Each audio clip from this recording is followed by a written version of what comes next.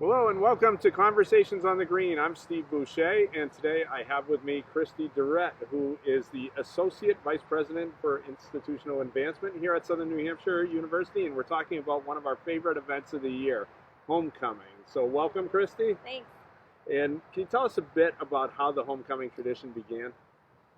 So our current version of homecoming really started to take shape back in about 2012 when we started to realize we were doing back-to-back weekends for a family day and then an alumni weekend, and we were drawing on a lot of the same resources and thought what would happen if we really captured the full spirit of the SNHU community and brought it all together for a more robust weekend experience. And so we started to get buy-in from student leaders and student clubs and organizations, and wanted to make sure they were on board, and started to build a robust weekend of events that really were family friendly, were great for students to bring their supporters to see, for students to hang out, for alumni to gather, and it's really grown into truly a full celebration where our faculty and staff bring their families, and students who even study online in the area feel very welcome to be a part of it. So it's been fun to see it evolve. Great. And what's been your favorite theme thus far? Gosh, I definitely liked. We kind of took a spin off of The Wizard of Oz, and there's no place like SNU, and there really is no place like us. And I think what we've really tried to do is figure out how do you put together a lot of opportunities for folks to be involved both near and far. And so that's something we've been paying attention to and really trying to think of bringing it to wherever people are at. And homecoming is always about making connections, making new connections, reconnecting on some level. So, can you give us some of the stories that have been special over the years as it relates to homecoming?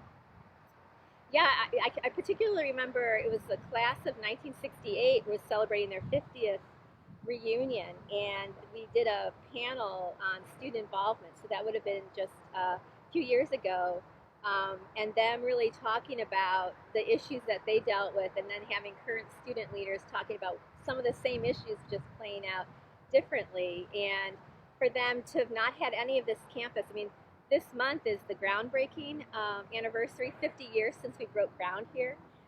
Next year will be the first year that folks actually lived on this beautiful campus.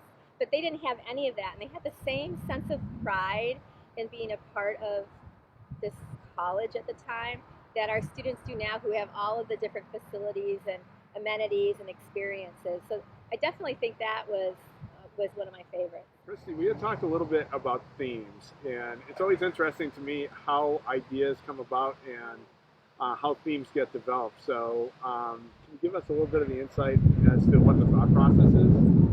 Well, first, the committee of folks is made up of representation from a lot of different offices, a lot of different student leadership groups. The Office of Student Involvement has been huge in terms of their partnership with the alumni engagement team, and then our partners in the online student engagement, and everyone having their hands on it to really kind of think what is something that's relevant, would resonate with our different populations within the community. And so oftentimes we've tried to do a poll and try to do a contest to see what ideas the community has, because ultimately they're building it and we want it to be successful. Awesome. So, give me a little bit of insight as to what went into this year's theme, and if you can share with people what this year's theme is. Sure. I mean, I think we were sitting in the middle of our green space, which during homecoming weekend traditionally is just all hustle and bustle, clubs and organizations hosting different activities, inflatables, giveaways, food trucks. Um, and so really trying to think about the fact that we can't gather in person this year has been really both a challenge and an opportunity to think about how do we really reach folks who probably would never be able to be a part of this. And so we decided that Wish You Were Here would be timely and appropriate, and are trying to really build out 9 days actually worth of programming that is both on demand and live to try to really reach a lot of folks in the spirit of homecoming. And how did the logistics change from doing something that's on campus over the course of a weekend versus doing 9 days worth of events virtually? Well, we really have taken our cues from the learnings of our colleagues who had to pivot in the spring, right, with the spring semester and moving everything online, and then our colleagues building an amazing orientation program, and then certainly our colleagues who work in the online space day to day also had knowledge to share with us about, length of programs, and you don't want to do 36 hours straight of programs because not anyone's going to show up, right? So really trying to figure out in our own lives how much of our attention span is.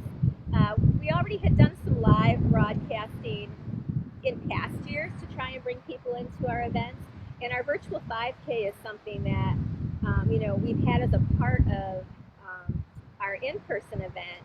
And actually, the first year we did it, we thought, okay, this will be great. We'll have people who are in Ohio and can't come back to New Hampshire, and we'll see what happens. So you download your bib, you run your 5K, you share it on social, and we were blown away by the enthusiasm. And actually, we had some of our alumni who are with the global education movement in Rwanda register and run. And so we started to realize that there was really a power of creating things people could do where they were. And this year, we have built on Global Days of Service. Some of our virtual projects continue for people to serve. We have folks who are doing demonstrations of cooking. We have some different events, trivia nights. Some of the traditional things like Big Money Bingo will happen all online. So we're pretty excited about the range of events that we've got. We hope people are too.